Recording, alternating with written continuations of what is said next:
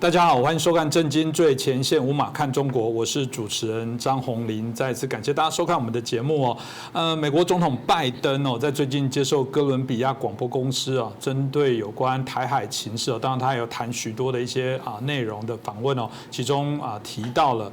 这个如果这个台湾遭受中国的攻击来讲，他会出兵哦。那主持人还特别在询问，是指这个跟乌克兰的状况不一样吗？是指会派美国的男男女女这些年轻人上战场吗？他很肯定的说是。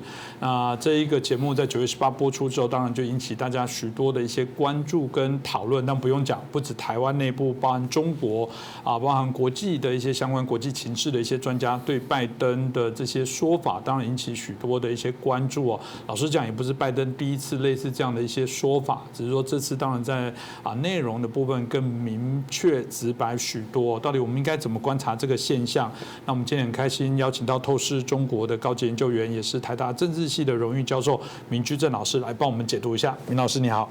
主持人洪林老师好，各位观众朋友们大家好。是老师，我想这个当然啦，这个过去以美论这个仇美论很多就一直在谈到说美国都不会承诺，美国如何如何。那现在算是明确的说了，大家我想老师就您来讲，第一时间在看到他接受这个专访之后，特别又再一次做这样强调，老师有什么看法？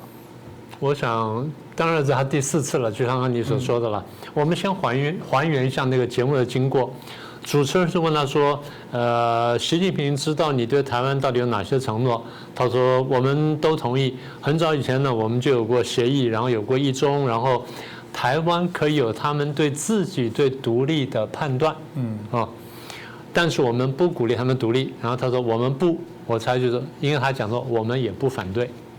也就是美国对于这个问题他是没有立场。”简单说，这都是你们的事情，他这意思。他当然讲说，反正这取决于他们自己。然后记者就接着问了，美国是否出兵保卫台湾？是。如果确实发生了前所未有的攻击，那他这句话呢是在第4次台海危机之后，就我们上次讲说那个8月初呢台海危机之后他讲的。所以如果说他那讲的话，那他现在所谓的前所未有，我们这个非常精确的说，就是至少要超过前一次，对不对？这才叫前所未有。那否则都发生过，他就不会介入了。好，那么主持人当然他就像你刚刚说的，他其实有点疑问的，就接着问，再说清楚点，跟乌克兰不一样咯，就美国的这男男女女组成的美军会在中共侵略台湾的时候来捍卫台湾。拜登说是。好，那当然这个完了之后，大家都很震动了。所以 CBS 啦跟路透都再去问白宫澄清，白宫照例讲说美国对台湾的政策没有改变等等等等。好，那么所以他讲的话讲得非常有趣了，一而再再而三这样讲，那当然引起他的关切。所以我想大概应该这样说吧，这次讲的比过去都要明确一些。是，那我想要不要请老师也帮我们回顾一下这个脉络？就是前几次也不是第一次了，就老师在相较于过往来讲，几次对于挺台的或者是会不会来出兵保卫台湾这件事情，这个脉络上有没有什么老师觉得一些明确的改变？就像你说的，台湾很多人一直不相信嘛，所以一直希望说美国讲清楚一点，希望说美国变成战略清晰。我一直跟大家讲，美国无论如何，它的底线会是战略模糊，只是现在因为中共压力比较大，它为了遏阻战争的爆发，它会变得清晰一点。但只要中共后退，它会后退。不过我们刚刚讲，我们说拜登讲过几次，第一次是去年8月，你还记得那时候不是阿富汗撤军吗？美国从阿富汗撤军撤得非常难看，然后丢盔弃甲，所以全世界都觉得说美国真的这个不像样了，然后拜登上来实在不像样了。所以当时大家很自然就联想到，那如果中共打台湾的话，那你是不是也这样丢盔弃甲逃走，然后不会去顾台湾？去年8月中下旬，也就是事情过去没有几天，他就被记者问到说，你看，记者问他，那你看到中共借着这机会去跟台湾讲，你们看见了吧？你不能指望美国人了，你看美国人这样逃走了，所以他不会再帮你忙。拜登的回答当时比较完整。但是大家不相信，我们把当时原话再说一遍。拜登居然回头讲说：“你怎么不说中共会觉得这两者之间有根本性的差异？跟台湾之间、跟南海之间、跟北约之间，换句话说，他的意思是我们从阿富汗撤军跟台湾的情况会不一样，跟南韩情况不一样，跟北约情况不一样。他接着讲，我们对北约第5条做过神圣承诺，这个是一个很重的话，神圣承诺。如果有人侵略或对北约盟国采取行动，我们会做出回应。然后接着讲，日本一样，南韩一样，台湾一样。所以那时候我提，拜登在那次讲话当中，把日本、南韩、台湾提升到北约盟国的这个地位，虽然不是北约盟国啊，虽然我们没有签约，甚至就我们没有邦交。好，这是第一次。第二次是去年10月，也就是那事情过后2个月，他参加一个会议，然后记者又问，记者说，中共前不久发射一枚极音速飞弹，你会采取什么行动？然后去在军事上面呢不被超越他们？然后你能发誓会保卫台湾吗？记者又是发誓，拜登说是的，两者都是，就是我又会采取行动保证我们不被中共超越，然后我又发誓我会保卫台湾。这第二次，所以话比第一次呢，当然话讲的少一点点，但那个分量呢是够的。好，那么。当然，记者接着问，他说：“你讲的是，如果中共进犯的话，美国会来保卫台湾。”拜登说：“是的，是的，我们对此做过承诺 ，We have commitment， 做过承诺。”所以这个话呢，这个地方又讲的又清楚一点点。好，那第3次呢是今年5月下旬的时候，他不是访问日本吗？好，当时记者会上面，记者问了，记者这话呢也很准确啊，他说。出于很明显的原因，你不想在军事上面卷入这个俄国跟乌克兰冲突，但如果换成台海冲突的话，你愿意军事上保卫台湾吗？拜登说是的。所以我们这样数下来，我们刚刚讲这第4次，而且呢，这一次呢最明确、最强硬。所以你刚刚说有什么不同呢？每一次的着重点不太一样，但这次讲的是非常非常明确。是如果照我们老师刚刚我们有看到或者大家所解读看到这些影像的部分，都觉得说，对第4次的时候，这个的确拜登更为明确的表态，想象中中共一定是最跳脚的一次。不过有人说，当然啦，抗议一定有，但大家又说好像又没有过往想象中成正比的愤怒哦，觉得说这一次好像温和许多。是发生了什么事情吗？是因为这个20大前不讲声势，还是中共面临到什么问题？大家非常的好奇哦，为什么会有人认为说，明明是拜登最强硬、强烈、明确的一次，而中共的反应却没有比过往更为激烈？我觉得你刚刚那句话讲的有道理，因为中共20大，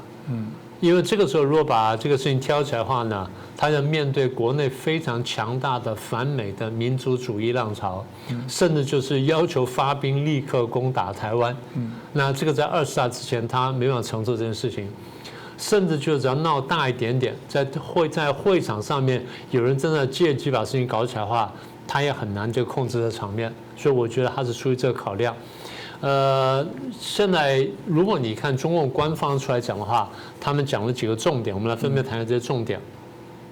没有错，的确反应不如我们想象中强烈，但是也并不是不强烈。第一点值得关注就是他们的发言人出来讲说，不要站在14亿人的对立面，每次都把这个中国人呢拉到跟共产党站在一起。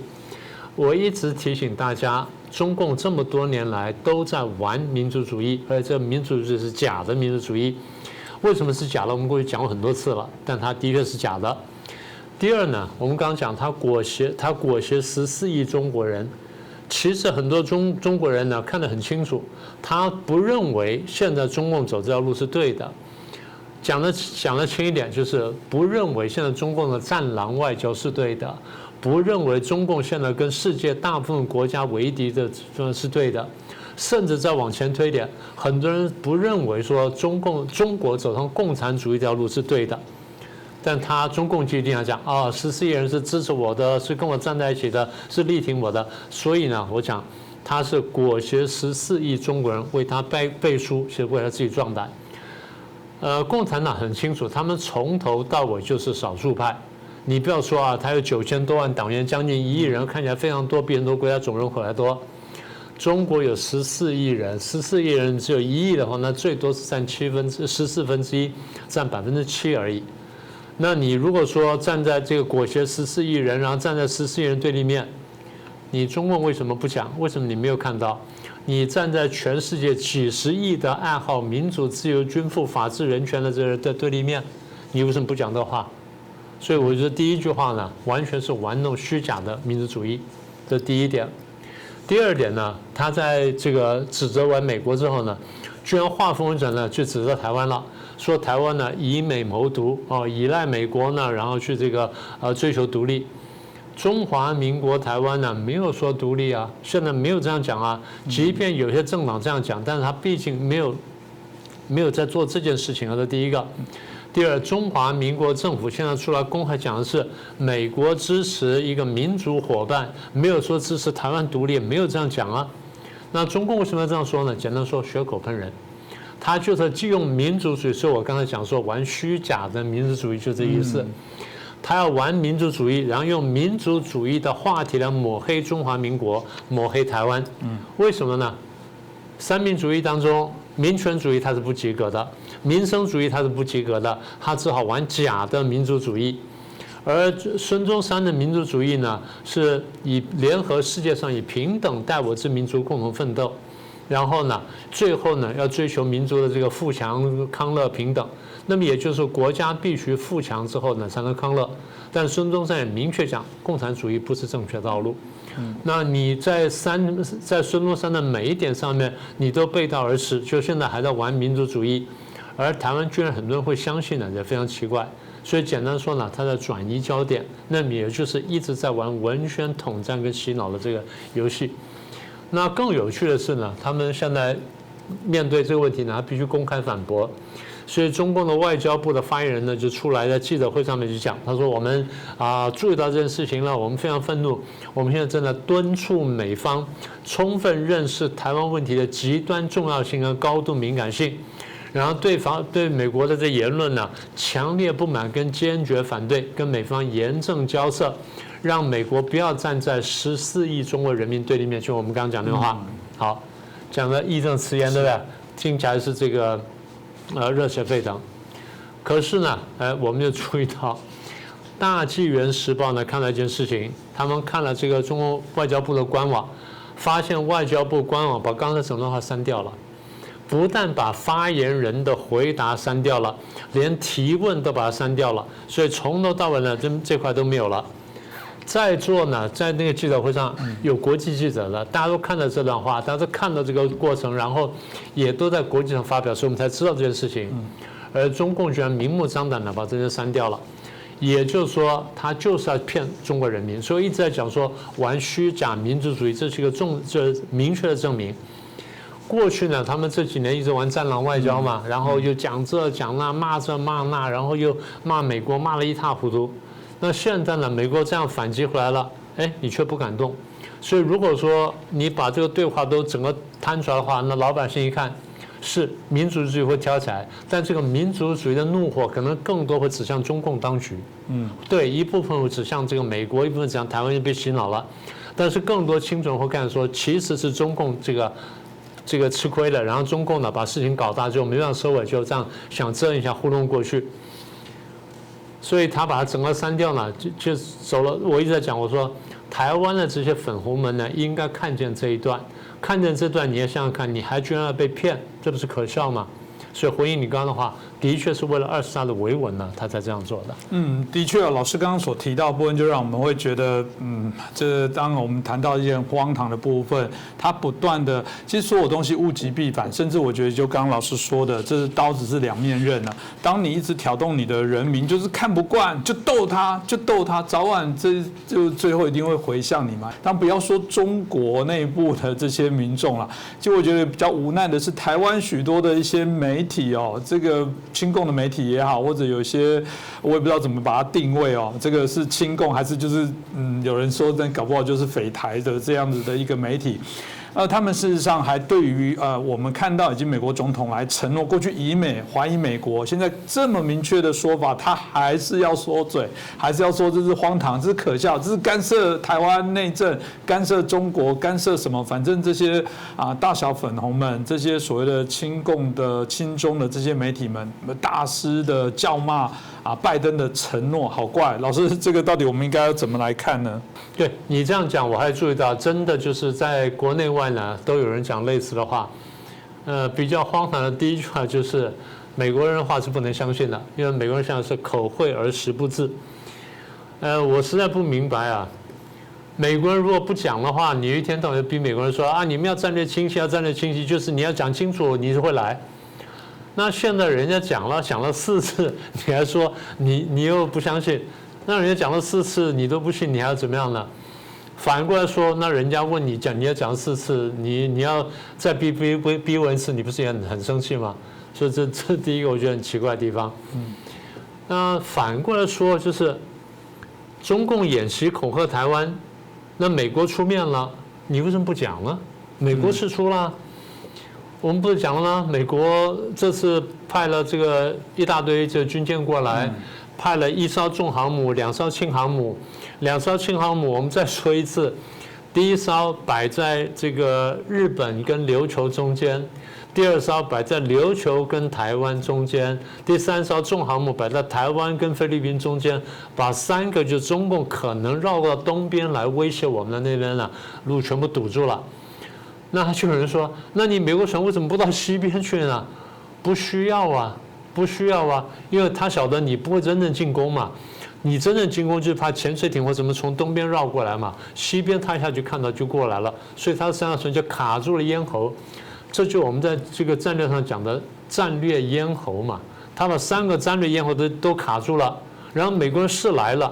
你为什么说美国人没有来呢？为什么说口惠而实不至呢？那你明明看见了，为什么不说？我们反过来说，你说我没看见，这么大的事情你没看见，你敢出来讲，你这不是荒唐吗？所以这第一个。第二就是讲说啊，你美国这样讲呢，就是要挑起两岸紧张。我们上讲过这件事情。挑起两岸紧张，那目的在哪里呢？要卖武器，卖武器不好意思，美国有一段时间卖给大陆的武器的数量会跟总金额可能不比台湾少，坦白讲，但是呢，它的这个层次呢没有台湾高，我们也知道，有些零组件呢相当不错，我们也都晓得，但相对来讲呢，给台湾的略微高一点点，这几年来更是如此，所以军售呢当然是一个考量。但是作为一个世界大国来说，赚钱绝对不是唯一的目标。大家不要把这件事看小了，大家看这个问题眼光要放大。说美国要军售的，坦白讲是中共在那放话而已。你们只是把中共口水捡起来再说了一遍。第二点就是美国这样做呢是要挑起两岸紧张，目的是要让两岸怎么样冲突什么等等。可是70年来，中共不断的对台湾又文攻又武吓，然后又恐吓，又干什么？你看不见吗？那你为什么不讲？而且中共这几年来对台湾恐吓特别厉害，然后美国来帮忙帮的特别多，结果你去指责帮忙的，你不去指责那来恐吓的。就像我们是讲说，我家经常招小偷，然后这个小偷来偷了，小偷来偷了。我一天到晚怪警察说你都不认真了，都不努力，你为什么不去怪那小偷一天到晚来偷你呢？你不去怪那个小偷呢，去怪警察。另外一点是我们常讲，对我们当然希望说警察维持秩序，但你自己也得自强。如果你自甘堕落，其实跟这个小偷眉来眼去的话，你能怪小偷来偷你吗？这是一个很现实的问题。反过来说，如果警察看见你里面一天到晚有人跟小偷眉来眼去，警察会不会生气？这不是很简单的逻辑吗？所以我们上次讲过，你说裴洛西访台，中共讲因为裴洛西访台搞到两岸紧张什么的。裴洛西访台，裴洛西访问过很多国家，别的国家都没有这样反应，为什么你会这样反应呢？为什么你会觉得说裴洛西访台不应该呢？台湾为什么有些人觉得说裴洛西不能来台湾访问呢？这件事情本身不就奇怪吗？这不就是美国对我们的一个支持，美国对我们的一个肯定吗？那你为什么就指责说美国人来挑动紧张？那同样时间，中共飞机来飞了这么多次，没有看见你同样义正言辞去骂中共飞机啊？这个事情你不是更应该骂吗？所以我们常讲说冤有头债有主，你应该对中共发脾气，这是第一个。第二就是裴洛西来访问台湾，然后中共对台湾这个演习了，中共你为什么不对美国生气，不对台湾生气？然后中共对台湾生气这件事情，也没有看到这些人用同样强度去骂中共啊。那为什么要用双重标准呢？所以这些人现在就是连是非黑白都分不清楚啊，真的在看问题呢是有很大的很大偏差。这点我们真的是一而再而三的得提醒我们的观众们要看清楚事情。我们常讲说研究国际政治哈，这你不能只看表面，尤其是不能只从你的这个手机的群组上面得到什么消息呢，就去做一些判断。你真的要两边看看，尤其是很多比较偏蓝的朋友们，你的群组呢拿到的讯息很多是中共喂你的，是中共的中央厨房或农场做好之后呢对外发放，然后一层层转到你手上来。你若两边的资讯都看看呢，你才会看得比较清楚。我们已经一而再再而三讲了，是中共的飞机来骚扰台湾比较严重呢，还是美国飞机来骚扰台湾嘛？大家想一想就明白了。那怎么会搞到最后大家去指责这个来帮我们的人呢？这不是说不通吗？是哦，这个当然非常明显了。我记得之前在节目就说过了，如果同样的中共的军机到台湾旁边，跟听到美国的军机在台湾旁边，我觉得大家会感受到哪一个对我们威胁？这个还要想吗？如果有人还会把它颠三倒四的说美国来是个挑衅，其实他忘记的本质，就算美国来而导致中共有任何的动作，但回过头来说，那不是也应该要谴责刚刚提到的来恐吓你的，还是他，这不是如此吗？不过我必须说，就像老师刚刚提到，群组里面我看到有很多的流通的讯息，其中洋洋洒洒的列出说别骗人了，明老师，美国才是真正的生事者。你列出你看多少的战争，为什么美国在干涉其他国家的时候，大家都不骂？同样的，他也许也这样子来回呛我们哦，老师。对啊，他们会觉得美国才是真正的好战者，真的吗？对，我看到这篇文章，因为新华社啦、人民日报这些官网呢就开始连载，然后开始这个刊载，然后讲说历数过去美国的经历战争，说美国这200多年来介入了200多场战争，对，没有错。美国在2战以后介入的战争呢，比例也相当的高，它都列出来，我也都详细看过了。我经常讲，我说。国际社会呢是一个无政府、无秩序的无政府，然后有秩序的状态。这秩序怎么来的？在一个无政府的状态下面，秩序怎么来的？通常2种情况，一种是如果有多个强国的话，多个强国的力量犄角相抵的情况下，就维持一个平衡。什么叫犄角相抵呢？我的力量不足以消灭你，你的力量不足以消灭我，咱们顶在这个边界上，这叫犄角相抵。所以国际社会也是如此，当各个列强的力量呢都差不多，然后或者说各列强组成了不同的同盟，在同盟之间的这个力量的相互均衡之后，就形成了一个这静止状态。什么叫静止状态呢？无战争状态，那个就叫做现状。好，那个现状通常我们把它称之为秩序，也就是没有天下大乱，我们把它叫秩序。所以这种情况就是多个国家或是多个国家集团相互权力平衡之后，而形成这种无战争的状态，这个叫国际秩序。所以如果这个集团那个集团都没有力量去破坏的话，那就稳定了。但是如果有一个国家或一个集团想要去破坏的话，那大家就要计算这个破坏对我好不好？这破坏如果对我好了，我跟着破坏。这破坏对我不好，我要去制止它的破坏，对不对？这就是有些战争的来源。好，这第一种情况就是各国均衡情况。第二种是什么呢？没有多个国家，只有一个强国。这强国呢，它最强大。它不但强大，而且呢，它维持秩序。什么叫维持秩序呢？哪边出现动乱的时候，它就制止一下；哪边出现动乱，它就制止一下。目的就是维持原来的秩序，让大家可以继续好好过日子，这叫国际警察。美国在2战之后扮演的就是国际警察角色。在2战之前呢，1战之前呢，扮演这个警察某种程度上扮演这警察角色是英国。在更早18到19世纪扮演这个角色的，各位猜不到是俄国，是俄国，他扮演这个国际警察角色。国际警察呢，他基本维持秩序，但会不会偷吃呢？偶尔会偷吃，因为毕竟他不是一个真正的警察，他只是国际警察，他有他的这个利益所在。好，所以这样就回答刚才的问题：是美国卷入很多场战争，尤其二战之后呢，美国卷入多场战争啊，越战了、韩战等等。但请问各位，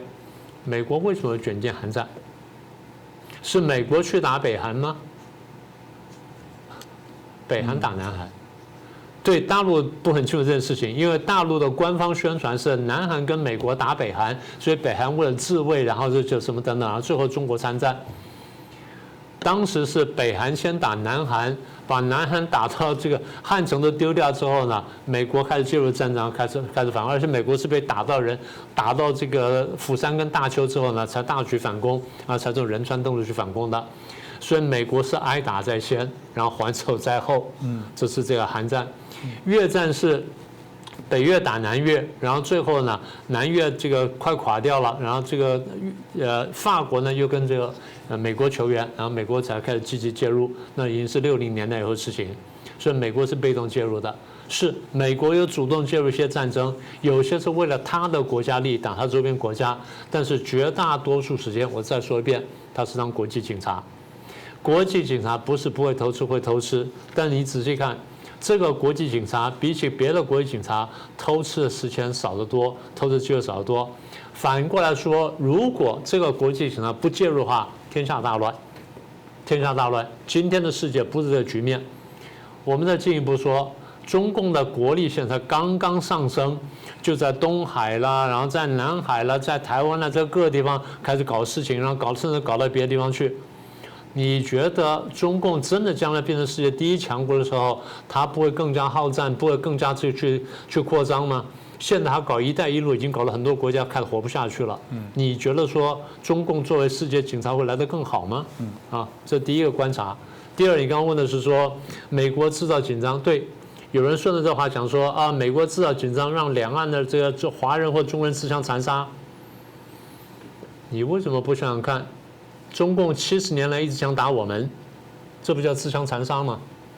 当年国共内战谁先开第1枪，谁先挑起来的？中共常讲说哦，国民党开第1枪，不好意思，我再问下去，当时国共的兵力呢是1.1比1，中共手上呢有90万到120万正规部队，有200多万的这个民兵，再加上所谓的19个什么这个抗击区或19个这个什么游击区。然后呢，被他统治的老百姓有1亿人。如果国民政府不开第1枪去这个制止叛乱的话，你觉得中共永远不会开枪吗？你敢讲这个话吗？所以你觉得中共比较不好战？所以我再问一句：是谁在自相残杀？是美国人让我们自相残杀，还是中共要跟我们自相残杀？大家得想清楚。跟着讲这些话的这个台湾大小粉红们，你真的应该想清楚，尤其是外省朋友们，我们外省朋友们，你为什么会来到台湾？你们家、你们张家、李家、赵家、王家为什么来到台湾？不就是因为大陆上闹共产党吗？你才跑过来吗？这点你还想不清楚。好，那么再讲少一点，过去的4次台海危机，1954年、1958年，然后1995年、96年，将至2022年，是谁来恐吓台湾？谁来骚扰台湾？谁想侵略台湾？是美国来侵略，还是中国来侵略？这事情不是很清楚摆在这里，你还想不清楚？好，我们再往下讲一次。这次台海危机，我们刚刚说了，如果美国军舰不来，中共就是对台湾演习。你觉得下一步是什么？你觉得下一步是什么？如果这次俄国打乌克兰，美国不出面帮乌克兰，不帮他继续打下去的话，乌克兰很快被打败了。你觉得中共不打台湾吗？你们真得想清楚。中共现在这洗脑的重点很清楚了，就是要我们台湾人怀疑美国、仇恨美国。我不是抱美国人大腿，我一再讲，我说这个呢叫做伐交。台湾站在台湾的角色，你要看清楚你怎么运用国际情势。但是当你要运用国际情势前，你得读懂国际情势。如果说全世界来帮你反共，你还没看懂，还要去跟着中共去反美的话，你真的是自乱阵脚，然后自断双腿。所以中共在推的是以美论跟仇恨论，不要跟着跑，要认清楚中共。中共骗你骗了几10年。你的父兄就是被骗，所以今天才是退到台湾来的，不不要再被中共统战，不要再被洗脑了。是，我觉得所有的东西像节目了，我想当我们厚着脸皮说，如果大家觉得我们节目还值得大家也愿意来做订阅，我常讲不同的观点辩证非常正常，这不就是多元吗？但我们至少从一而终，我们至少也是非常的一致。而且我觉得回到最本质的部分啊，我觉得美国来不来这件事当然可以讨论，但我要问的下一个问题美国不管来不来，有一个人要打你，那你要去面对那个要打你的国家，这不是才是问题的核心？美国来不来那个只是叫做延伸的方案，但是有个人要打你，这是问题的本质。大家敌我不分，我觉得这才是台湾现阶段我们看起来最悲惨的事情啊！所以，我觉得继续努力，这也谢谢明老师哦，这个一直都努力的提醒大家这些重要的讯息。当然，如果一样喜欢我们的节目，喜欢这一集的内容，也欢迎帮我们转传、按赞、分享给更多的朋友。那再次感谢明老师，也感谢大家的收看。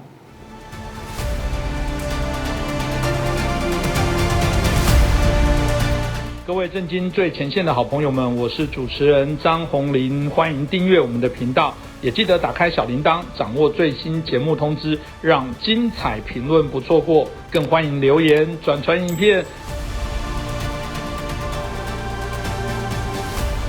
大家好，欢迎收看《震惊最前线》，无马看中国，我是主持人张宏林。再一次感谢大家收看我们的节目哦。最近《纽约时报》有发布了一篇报道，他说中共已经开始展开全面的这些间谍战哦。那所有的民主国家准备好了吗？各国的谍报战从过往的这些历史战争里面，那偶尔破获的这些间谍活动来讲，老实说也不是新鲜的事情哦。当然，比较的部分是这些国家它到底未来有没有更强大的企图，或者是背后的目的作为一些支撑哦。那在台湾同样受到影响，我们在7月的时候，我们国安局长陈明通陈局长，这个前往泰国的这些相关的资讯影像，甚至连这个海关通关的人脸辨识的照片都被流传出来，包含其他的这些饭店住宿等等哦，就引起许多的讨论。当然有许多的阴谋论的一些论述哦。那不管怎样，那我们看来中共对全世界的这些间谍的渗透来讲毋庸置疑哦。所以这件事情背后有没有中国在背后指使？中国在背后来做一些运作，我想值得我们来关注哦。接着我们就介绍今天的2位来宾哦。首先我们介绍的是政治大学国关中心的前所长，也是现任的资深研究员，我们宋国成教授。宋老师你好。主持人好，黄大哥好各位观众朋友大家好。接着介绍我们前国大代表，我们黄鹏孝大哥。主持人好，宋教授好，各位观众朋友大家好。是，我想我们一开始就请教一下我们国成老师哦。我们前阵看到推特的一些重要的这高级的这些干部哦，曾经也在美国的国会里面做出这个听证，这个2点多亿的这个推特，他们说其实里面也有中共的这些所谓的高级的这些间谍这些高官在里面哦，从事相关的一些工作。那这些报道就不断的出现哦，所以大家就很好奇到底这个中共在整个大家都有警觉，发现中共在全球的谍报活动越来越活跃，特别在东南亚的部分受影响最深。只有东南亚吗？我很好奇这部分是不是请教一下老师？好的，首先我要特别确定的就是说，中共的间谍问题已经形成一个全球治安的问题因为它是进行了全球的渗透，而且构成了全球的威胁所以它不只是一个国家本身的一个所谓的情报工作它是一个全球的一个颠覆性的工作那么首先我想先谈一个基本的观念，什么叫中国间谍那么我的答案非常的简单中国大陆14亿的人口，每一个人都有可能成为间谍我这个话不是危言耸听因为依据他们的国安法特别是他们国安法的第11条，有个概括性的规定就全国各个组织，从你个人到国营企业等等的都必须要为国家安全来服务的这样一个概括性的条款那么真正一个落实到了就是第77条的第4款和第5款从个人一直到这个国家的这个机关等等的任何人呢都必须要为国家安全为名义之下的所谓的情报工作要提供什么便利的条件，还有其他的协商其他的协助便利条件是什么其他的协助是什么？这个东西都是由官方来界定，而且它的范围非常的宽广所以因此我可以这么讲，就是说中国14亿的人口，只要政府选定了你，找对了找到了你。你就有可能被成为间谍为什么？我举个比例来说比如说有一个留学生，他可能本身并没有太多的政治背景啊，可是他留学到美国，但是由于因缘际会的关系，他可能接触到一些敏感的科技或者是美国的商业的机密，那么他的公安部门或者他的情报部门就找上你了，要求你去做一些窃取或者是所谓的间谍的工作啊，你可不可以不服从呢？不可以啊，因为你不服从表示不爱国啊，不爱国在中国大陆是犯罪的啊。那么即使是你这个事成之后啊。那么你也没有办法，这个你可能会接受终身的监视。为什么？因为他可能会中国会害怕你会泄露当时的一个所谓的情报的丑闻啊。所以我要特别在这里讲说，什么叫中国间谍啊？它是一个全球议题啊，同时它也是由于它的国安法的这些条文的规定啊，你只要是中国人啊，他随时都会找上你，随时你就可以成为间谍。所以因此我不夸张的来说，14亿的中国人口都有可能成为中共间谍或者叫中国间谍啊。那么至于说我们谈到中共的这个间谍活动的特性啊，基本上来讲，中共的间谍活动它是属于超限战里面一部分啊。超限战的意思就是超出所有对战争有所限制的一个超越啊，就超越限制条件，也就是所谓的不择手段的这个战争啊。那么因此就说这个情报部分呢，也是属于它的一种不择手段的一个战争的一部分啊。那么除了传统上通过什么金钱啊、美色啊，或者是威胁啊，来作为一种情报的一种诱饵，或者是一种情报工作的一种推动啊。除此之外呢，我们可以看到中共这几年来啊，特别是发展了各种不同的网络的骇客、网络的后门程式啊、网络本身的这种超级演算法，散布在全球各个网络当中啊。那么这个叫做中国蠕虫啊，它的数量是完全无法估计的啊。这是第一个啊。那么最近像FBI 跟英国的那个军情处的第5处也讲到，就是说中共的这个间谍活动啊，特别是网络的骇客的活动啊，已经史无前例的达到一个非常空前的一个发展的地步啊。特别是他培养大规模的这个骇客啊，还运用这个全球所谓代理的网络来进行一种窃取西方技术啊，或者是窃取这西方的商业机密啊，乃至于是破坏当地国家的一个网络的系统等等，造成它的一个全国性的一个瘫痪啊等等的，这个都是中共在最近几年来特别发展出来的一个所谓的超新技术啊。根据这个日本的情报馆所显示他们目前估计在日本实质上从事活动中国间谍达到了25000名啊。那么一个比较不是那么样可以核实的一个记录，就是说大约的估计，全世界大概中共的间谍有超过15万以上，就实质在活动、受过专业训练的这个间谍啊。这个特别是对台湾来讲我们知道几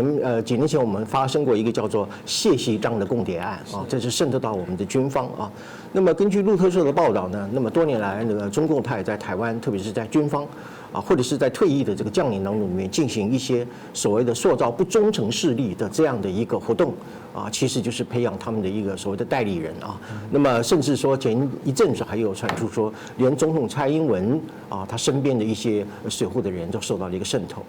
所以可见这个中国的这个间谍的活动确实是令人家非常非常的可怕它的渗透程度是非常非常高的另外我们就谈到就是为什么会东南亚这个受害的情形中国这个根据台湾的这个民主实验室所做的这个中国指数就是中南亚被列为是36个国家当中里面受到中共的不正当影响力最严重的一个国家为什么东南亚会特别的严重？大概有几个因素第一个就是说，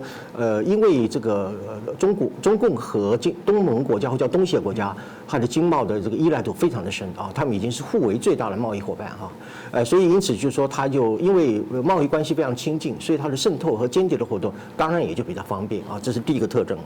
那么第二个特征就是因为当地的政府比较腐败那么也很容易收买譬如我们举这个柬埔寨这个例子前一阵子不是发生一个西港的一个诈骗的事件吗？那个就是早期的时候有这个中国的所谓的金主，讲好听就是金主了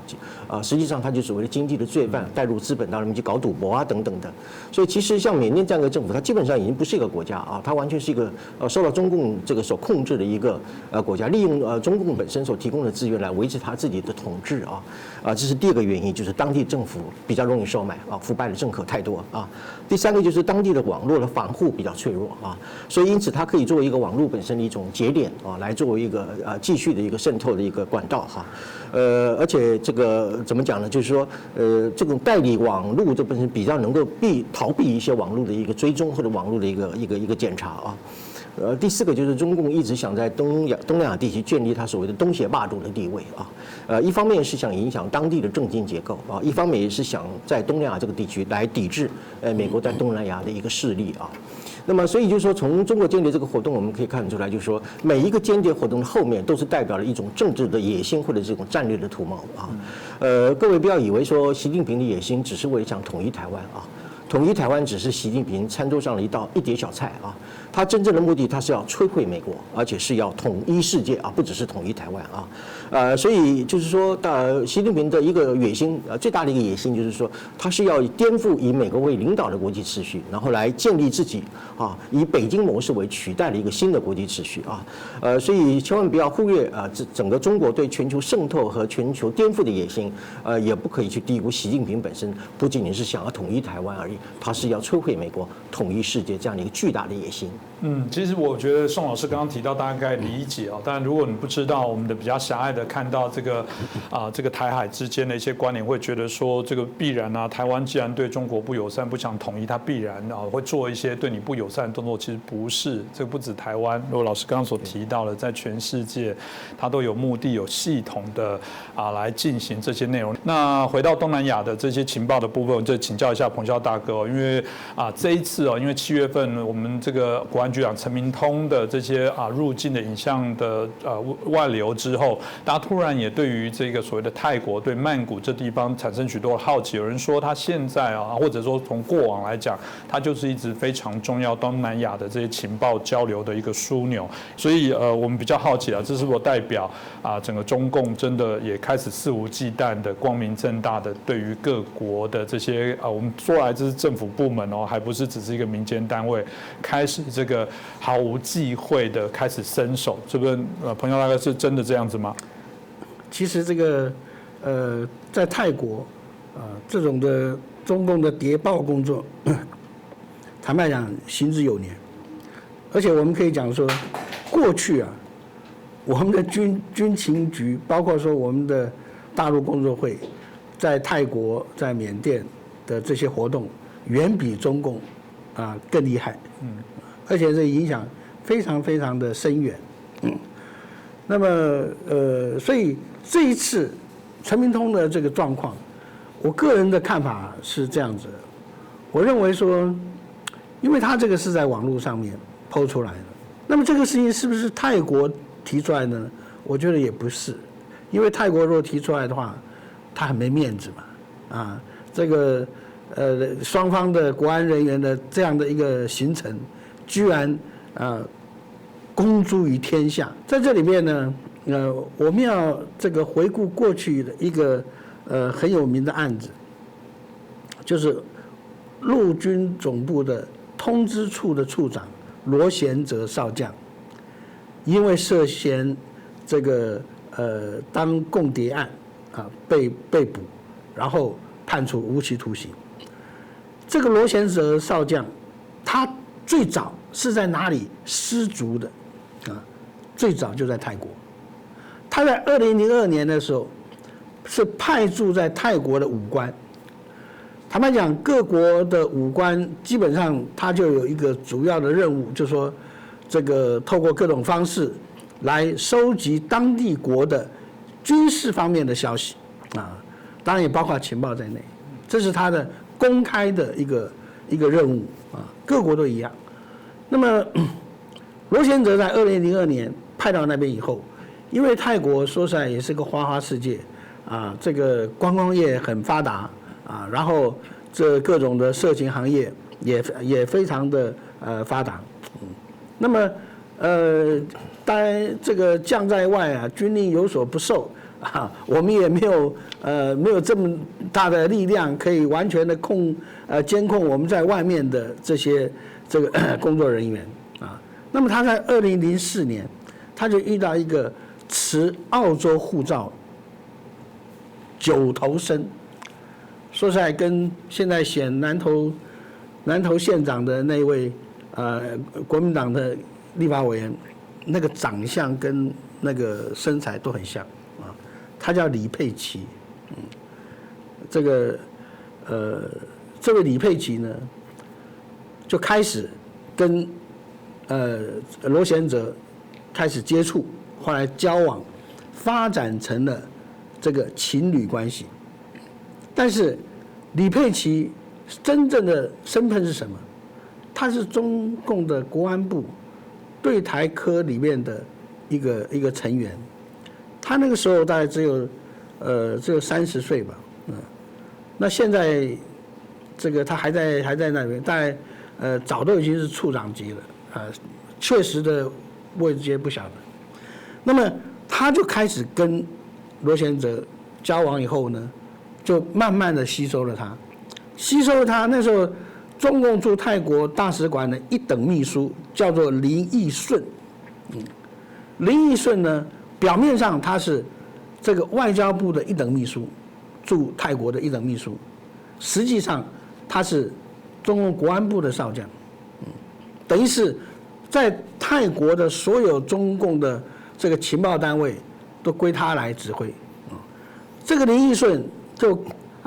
就拿这个李佩琦的这个开始要挟罗贤哲，然后要他配合。这个案子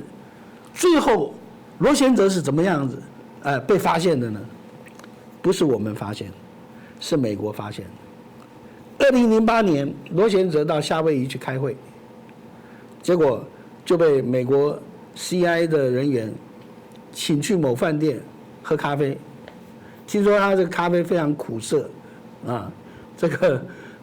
让他这个痛不欲生，然后也写下了自白书，各种的录影，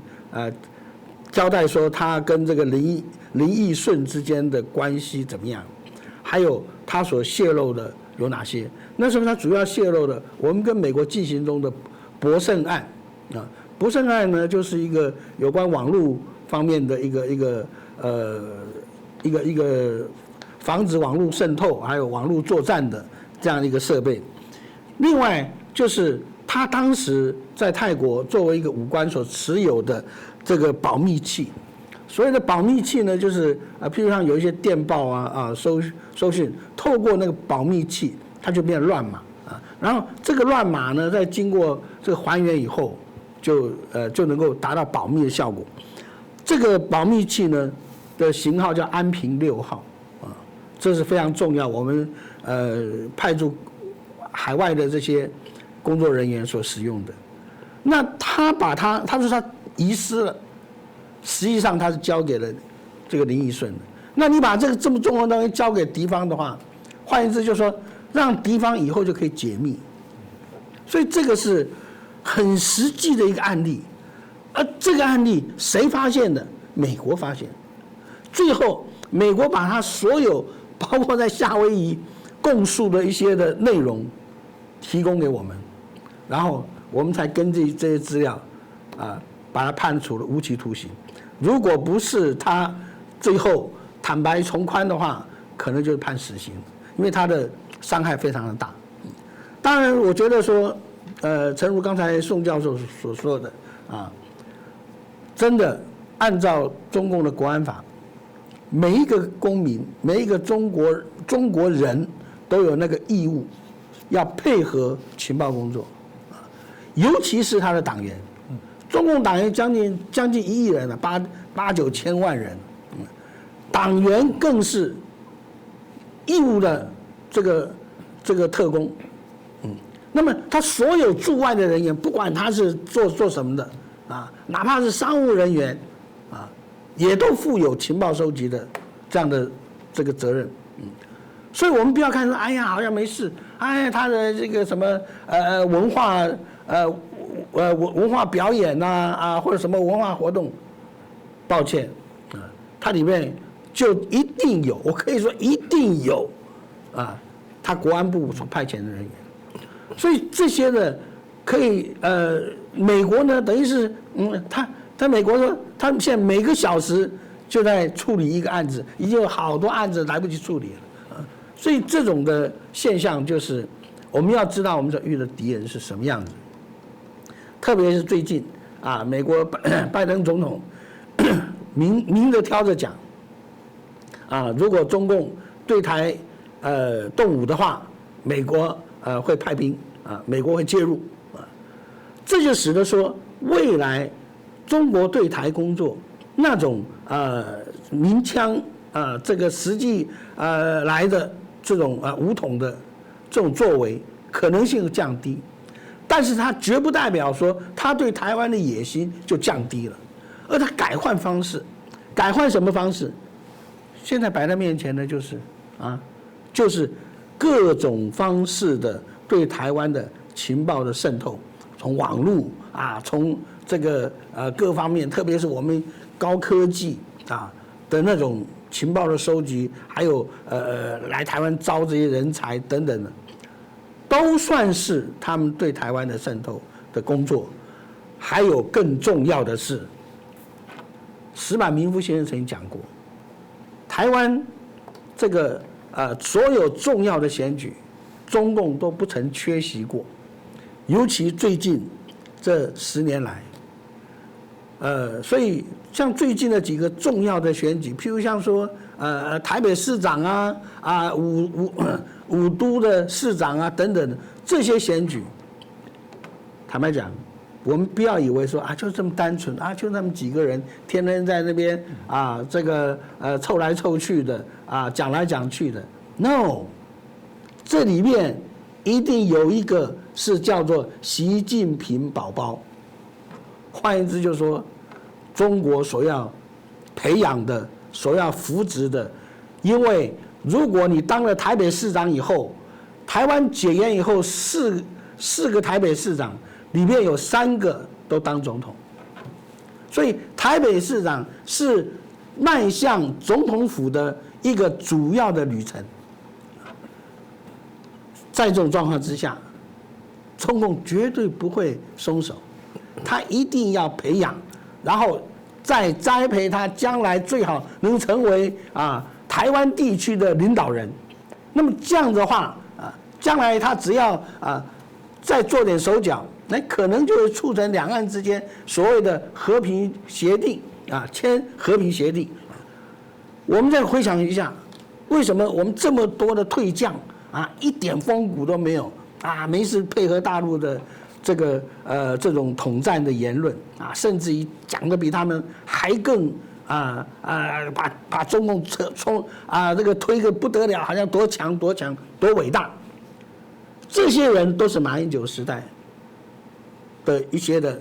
我们的军中干部。马英九时代说要这个两岸要一家亲嘛要和平嘛国军跟共军要尽量建立互信机制，结果这互信机制的结果怎么样？就使得说敌我的界限模糊掉了。所以从那以后，有很多国军现役的将领有一些什么港商到台湾来毫不避讳的跟他们接触难道你没有一点这个警觉心说他们可能是什么背景吗？对不对？所以说，从那以后，这一批还好，这批都差不多退伍了，年龄都跟我差不多，甚至比我还大那么我都已经70岁了所以还好还好我老得快他们老得比我更快这个不然的话，这对我们伤害多大？幸亏马英九任满下台了，后来换上来的开始跟大陆不亲了嘛。对不对？我们现在就要划清这个敌我界限。全世界只有中华人民共和国，只有中国共产党天天在叫要消灭中华民国嘛，要武统台湾，台湾武统了以后还要教育营来帮我们洗脑，这样的一个对手，说实在，你怎么可能跟他一家亲呢？你怎么可能说没有一点敌我的这种所以这个就是未来我们台湾所面临的一个新的课题，也这个课题就像刚才宋教授说的，不只对台湾，他在美国、日本乃至于澳洲都是这个样子。所以我们大家要跟国际的所有的这些情报单位大家一起来防堵中共的这种渗透。很好的就是说，最近传出来美国的这个中央情报局和我们的军情局开始要建立一个更紧密的、更公开的合作关系。我相信这个对于不管我们跟五眼联盟之间也好或者跟整个印太架构也好，都有很大的帮助。唯有在这种状况之下，我们台湾的安全才能够从军事安全更进一步到这整个国家的情报安全各方面的包括政治安全在内。这当然蛮重要的哦。其实刚刚彭耀大哥提到了，过去这个我们看起来这个两岸最和缓的时候，事实上反而大家会觉得最和缓就是敌对最低，没有在过去的经验来讲，最和缓的时候反而是台湾被渗透最严重的时候。这也是我们在看到西方国家还是很担心，包括美国很担心台湾。过往你有听过很多啦，说很想把好的这个技术给台湾。但台湾看到台湾这样子敌我还不分的状况，还有那么多这些军人会出卖中华民国，会把资料去提供给中国，提供给中共。你可以想象到底这些西方国家如何来提供这些最新的资讯给你，所以这是台湾最大的问题。所以这边当然大家很好奇，就是说到底中国现在它的整个谍报的系统到底发展到多强大？有人也提到说，它甚至有做了一些升级改造。哇，到底我们该要如何来防备？到底它的升级改造未来对于世界、对台湾的影响会有哪些？是不是继续请教一下宋老师？好的，自从2000年以来在一个全球化时代的来临的时候那么中共就开始进行特别是对它的情报机构还有它的情报人员来进行改革那么扩建最主要就是包括它的技术的更新，还有人员的精炼那么经过这么多年中共的情报的机构和工作的形态呢，已经所谓的升级到2.0版或者是所谓的一个国家级这样的一个层次我们可以从几个方面来分析第一点呢，我把它称之为全民间谍活动为什么？我们刚刚提到国安法里面，人人都可以必须被国家征召来服务这个情报的工作那么目前可以保守的估计来看中共的这个所谓的网络的一个安全人员它的数目不包括所谓的这个委托外围的这些人员总数至少在300万以上就他只是管这个网络的安全的工作，就有为数300多万他收集了他们全中国最优秀的科技人才那么特别是网络的骇客所以这个叫就是我所说的一种全民间谍活动的第一个升级的一个特色第二个特色呢，就是国家的资讯电信设备的输出譬如说像华为华为虽然说它是以商业的模式来经营帮助一些国家来建立它的所谓的国家通讯系统但是实际上呢它是在别的国家建立它自己本身的一个国家级的情报系统目的是什么呢？去进行一种所谓的数据的收集，建立资料库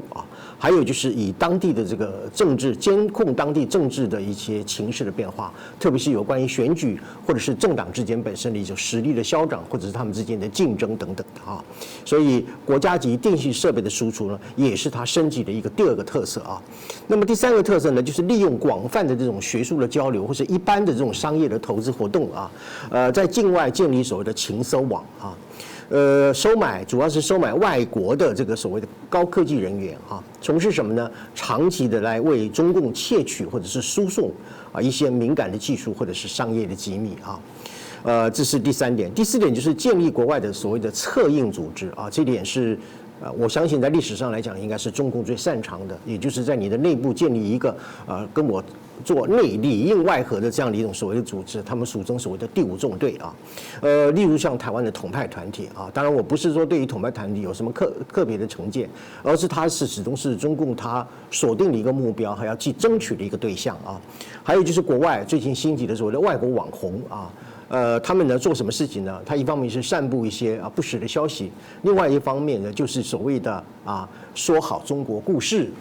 来对中共的各种的这种发展和演变，所谓的大唱中共的赞歌赞赏的一个歌颂这个是他的第4个所建立这个海外的策应组织的一个升级版的特色。第5个呢也是最严重而且是最为泛滥的，就是所谓的网络骇客大军运用这些先进的这个机器人程式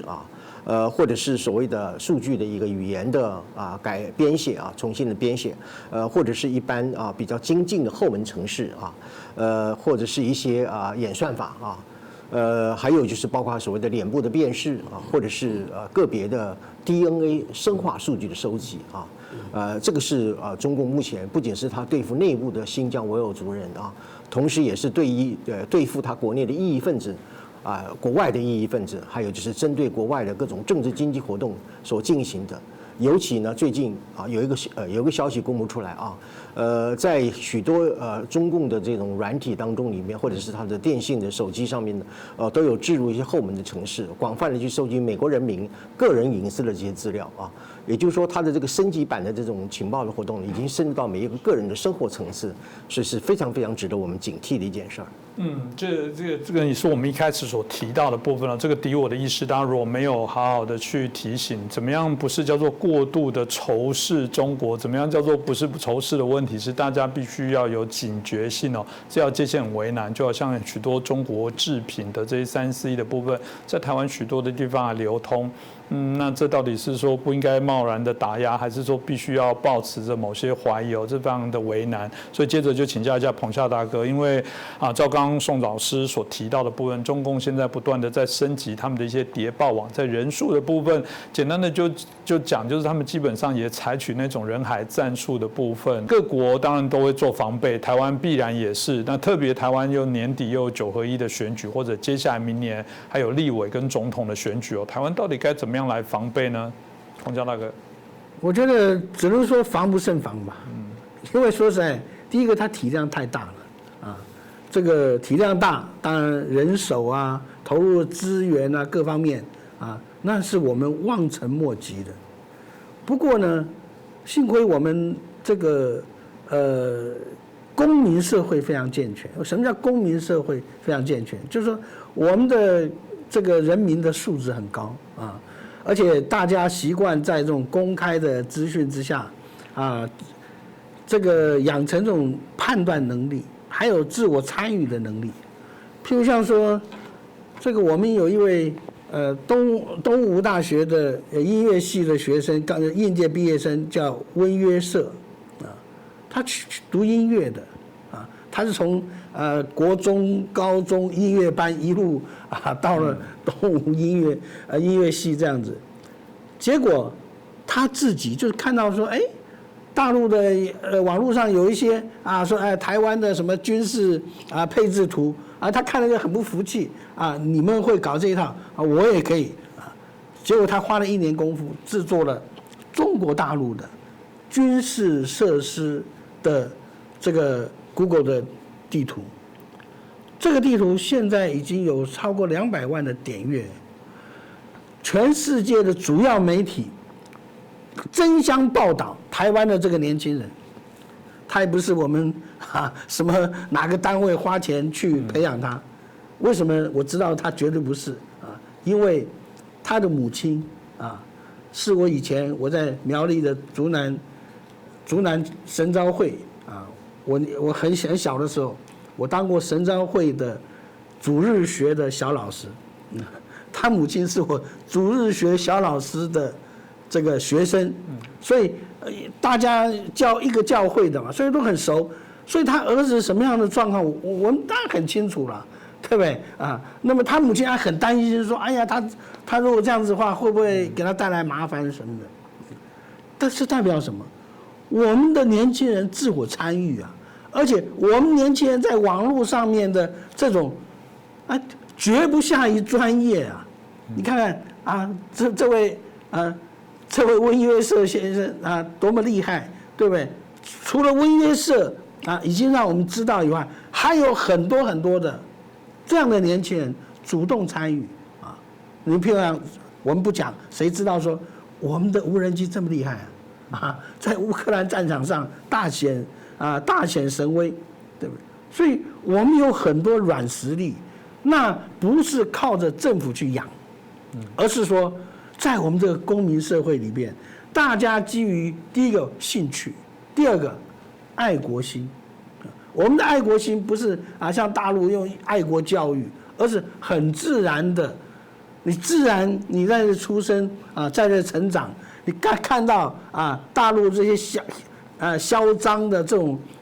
非常不合理的霸凌自然会产生一种逆反的心理啊。我要为我们台湾做什么？这就是台湾最大的这个最大的这种这个抗病毒的力量。所以这也是我们台湾最有力的这种